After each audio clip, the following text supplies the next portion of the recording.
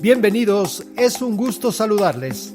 Mi nombre es Enrique Hernández, esto es La Opinión Hoy.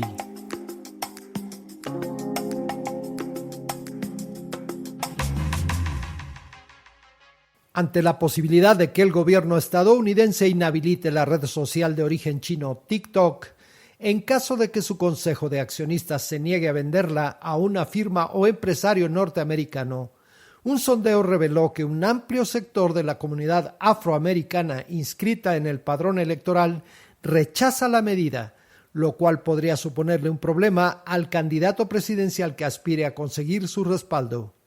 Una encuesta realizada por ClearPath Strategies entre 1,025 votantes afroamericanos a nivel nacional encontró que un 51% se opone a la prohibición de la plataforma. Asimismo, 55% de los ciudadanos consultados ve a TikTok de manera favorable. Hasta el momento, el proyecto de ley planteado por los políticos de ambos partidos exige que la empresa ByteDance se deshaga de TikTok, o de lo contrario, el servicio que ofrece se dejaría de comercializar en las tiendas de aplicaciones y servicios de alojamiento web destinadas a operar en el territorio estadounidense. De hecho, los legisladores estadounidenses argumentan que la plataforma representa una amenaza para la seguridad nacional, debido a la posibilidad de que el gobierno chino acceda a los datos de los usuarios con el propósito de impactar en diversos asuntos, como es el caso de las próximas elecciones presidenciales. En este sentido, los datos de la encuesta también apuntan que 24% de los afroamericanos vislumbran menos probable darle su voto a un candidato que apoye la prohibición de TikTok.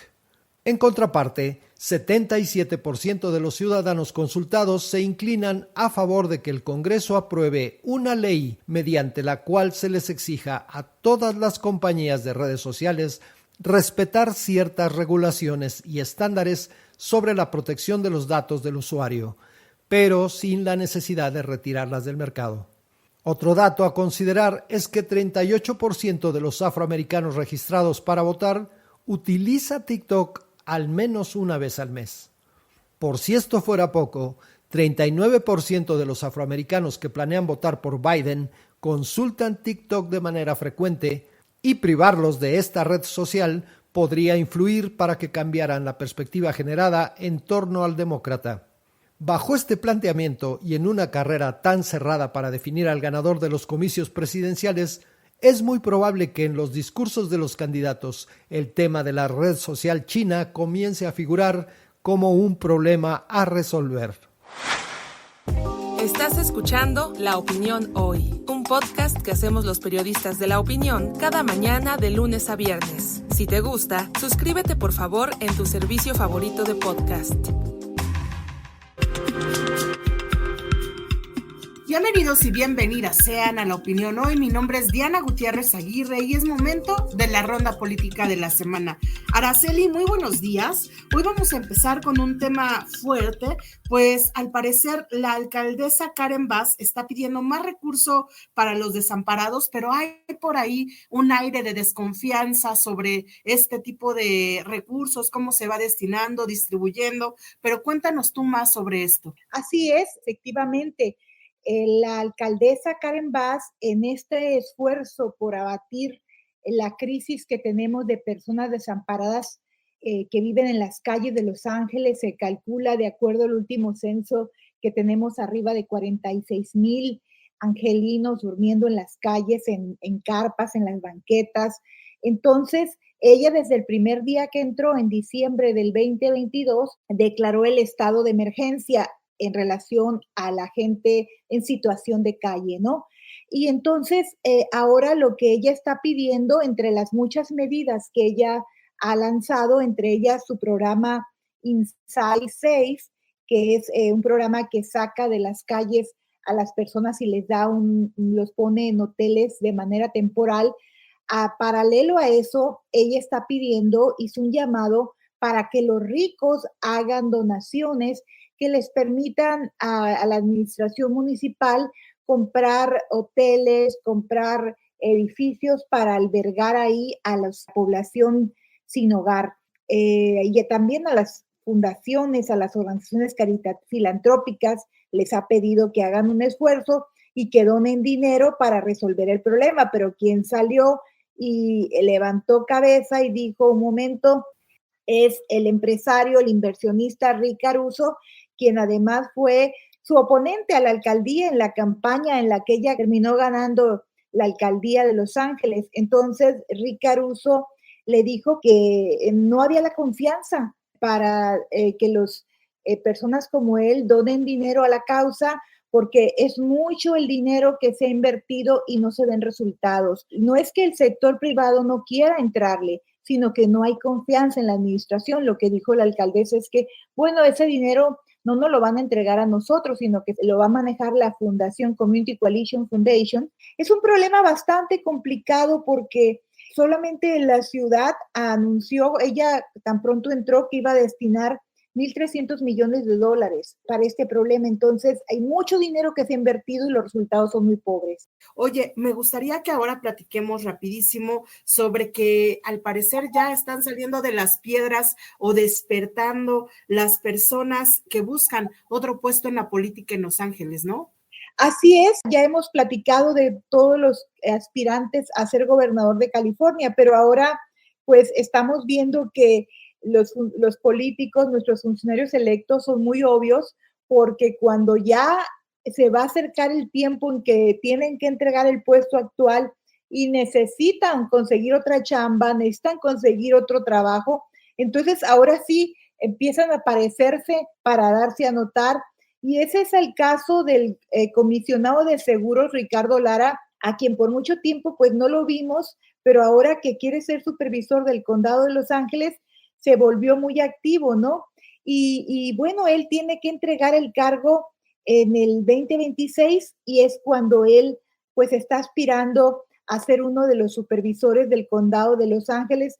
Sin embargo, pues no sabemos si le va a alcanzar el capital político, porque también la senadora estatal María Elena Durazo quiere ser supervisora y ambos es muy probable que se tengan que enfrentar por el asiento que va a dejar vacante la supervisora Hilda Solís precisamente en el 2026 a finales.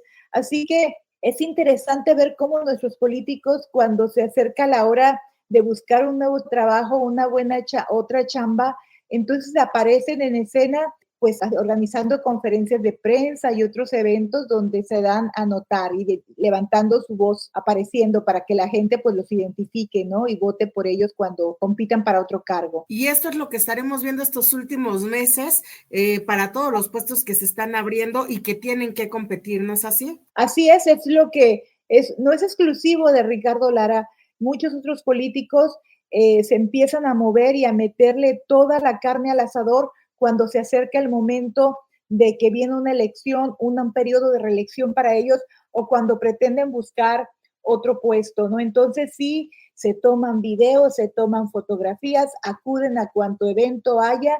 ¿Para qué? Para que la gente los vea. Tendremos que estar pendientes y ver sobre esto, qué sigue pasando, quién se integra, quién aborta misión y bueno, así la política ahora en Los Ángeles. Muchísimas gracias, Araceli, y pueden seguir viendo más noticias en la Ronda Política, ¿no es así?